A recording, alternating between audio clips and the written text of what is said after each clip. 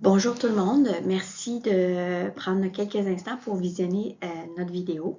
Je me présente, je suis Geneviève Arsenault-Lapierre, je suis chercheure au Centre de recherche et d'expertise en gérontologie sociale, donc le CREGES, professeure associée à l'Université McGill et l'Université de Sherbrooke.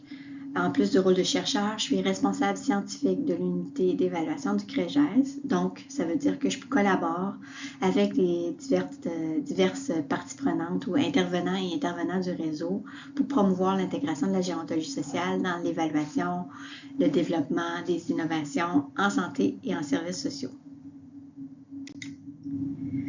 Le plan de la présentation, rapidement une mise en contexte, tout aussi rapidement la méthodologie pour arriver aux résultats et des constats et des observations qu'on a fait dans la littérature sur les soutiens offerts aux personnes proches aidantes en contexte d'hôpital à domicile.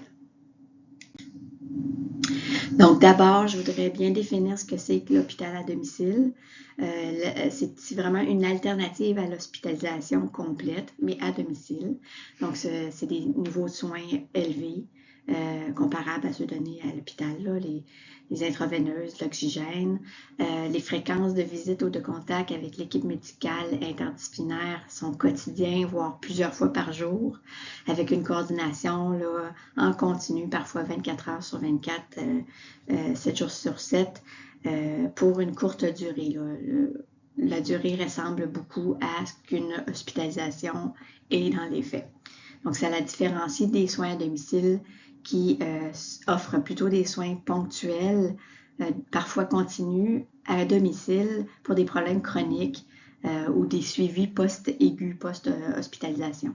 Donc, souvent, c'est plus léger à modéré, de façon plus hebdomadaire, selon le plan établi. Voilà. Donc, il y a eu en 2023, il y a eu 8 projets d'hôpital à domicile qui ont été mis en œuvre ou implantés au Québec.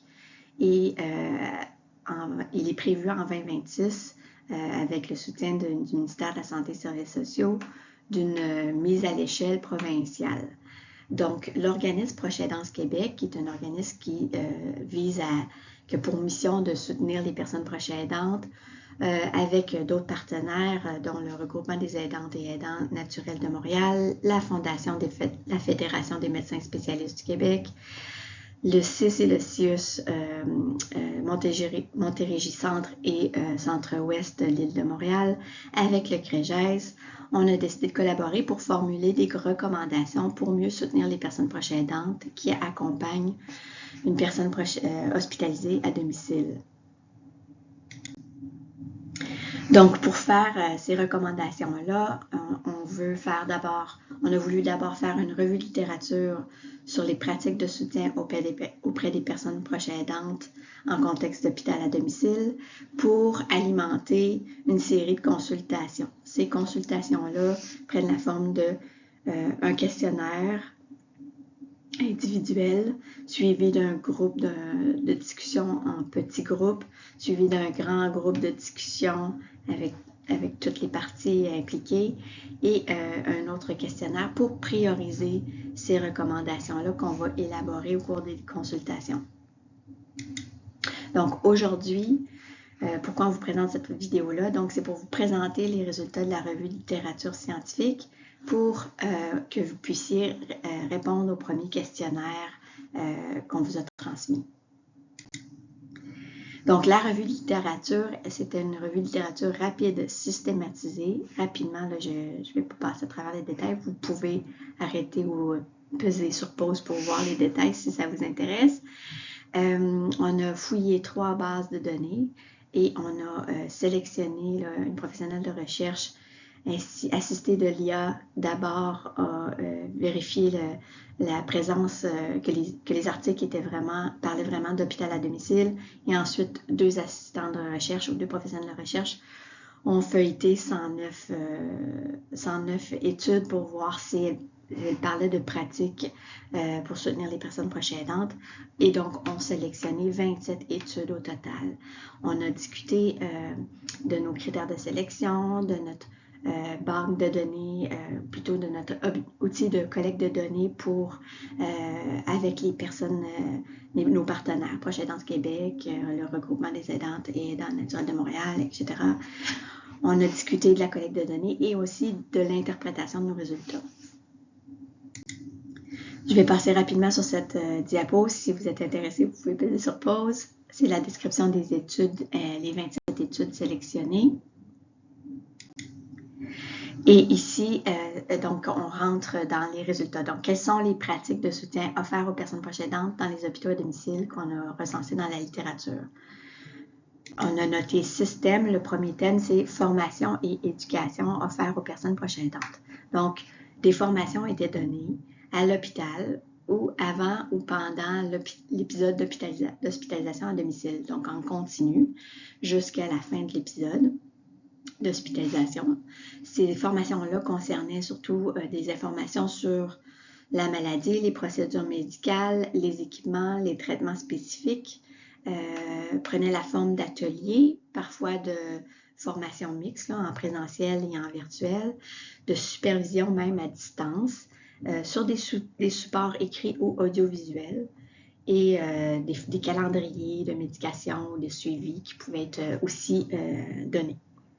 Donc, parfois, la technologie était utilisée aussi sous forme de tablettes, de modules en ligne, d'applications mobiles, d'appels vidéo avec prise de photos. Et tout ça, en fait, les personnes proches aidantes impliquées dans ces projets-là, dans ces études-là, ont trouvé qu'en fait, la formation était pertinente ou plutôt essentielle à favoriser leur confiance, leur sentiment de contrôle, d'autonomie. Le deuxième thème, c'est la communication et la disponibilité des équipes hôpital à domicile. Plusieurs études ont exposé ou exprimé que qu'ils offraient un soutien constant, souvent 24 heures sur 24 et 7 jours sur 7 du personnel hôpital à domicile. Cette disponibilité-là s'exprimait en ligne téléphonique dédiée, en assistance de nuit, par téléphone ou en consultation vidéo. Cette communication-là, cette disponibilité visait à informer les personnes proches aidantes, même en leur absence, lors de visites à domicile, par exemple. Des protocoles clairs de communication ont été transmis aux personnes proches aidantes, donc savoir qui appeler, quand et pour quelles raisons. Des plans d'urgence ont aussi été développés. Les personnes proches aidantes ont exprimé bien sûr un sentiment de sécurité renforcé, une augmentation de leur confiance. Donc, on dit souvent, les études ont dit que ce n'est pas juste un outil de soutien, mais un mécanisme de gestion des risques et un vecteur de relations de confiance. Le troisième thème, c'est l'accessibilité et la proximité relationnelle des équipes hôpital à domicile. Il y avait la présence physique des équipes à domicile, des équipes hôpital à domicile, par exemple des gestes simples comme serrer la main ou discuter brièvement avec la personne proche aidante ont été rapportés. Des interactions régulières ont été faites jusqu'à même l'implication active des personnes proches aidantes pour créer une relation de partenariat dans le soin. L'accessibilité perçue, pas seulement quand la personne proche aidante a sollicité de l'aide, mais seulement savoir que l'aide était disponible était perçu comme essentiel aux personnes proches aidantes. Et la ponctualité, la réactivité, le retour des équipes aussi était noté comme important. Donc, la proximité des équipes hôpital à domicile, ne se limite pas à la géographie, mais elle est aussi émotionnelle et relationnelle. Le quatrième thème, c'est la coordination, la continuité des soins durant l'hôpital à domicile. Les études ont parlé d'organisation proactive des soins. Donc, un partage d'informations pour éviter les redondances, pour éviter que les personnes proches aidantes aient à répéter d'un service à l'autre l'information. Aussi, la récurrence des mêmes intervenants dans les visites à domicile pour faciliter, pour soutenir dans le fond les soins.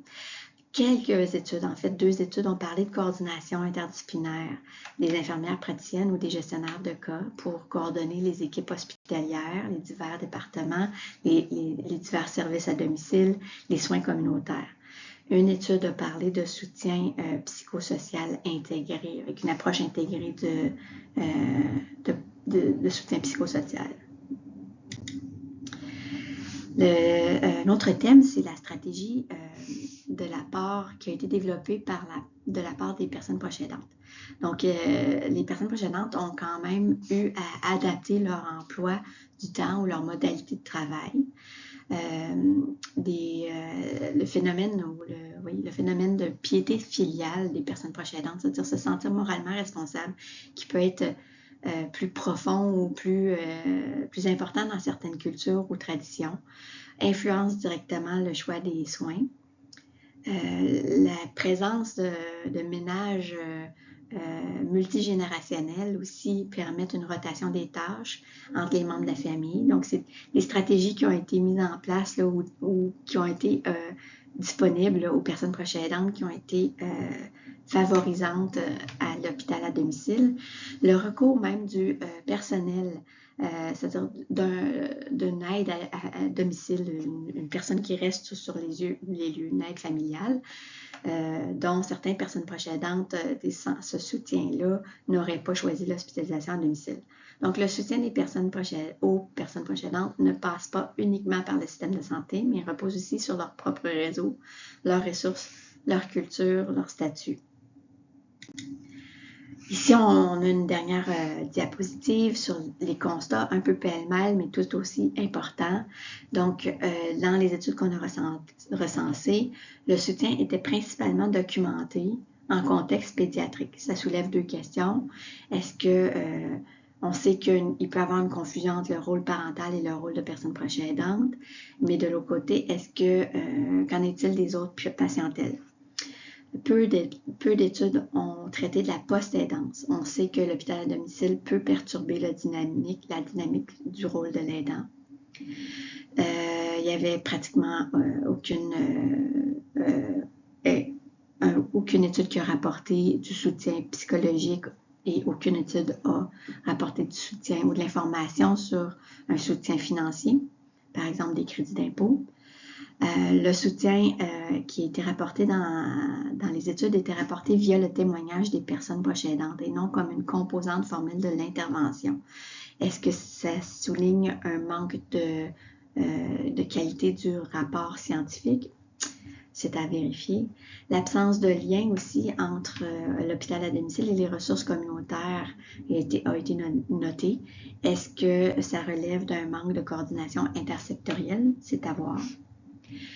Peu d'études ont décrit un soutien culturellement adapté, linguistiquement, ou etc. Aucune étude n'a rapporté sur du soutien de la formation aux intervenants et aux intervenantes. Voilà, donc voici nos constats.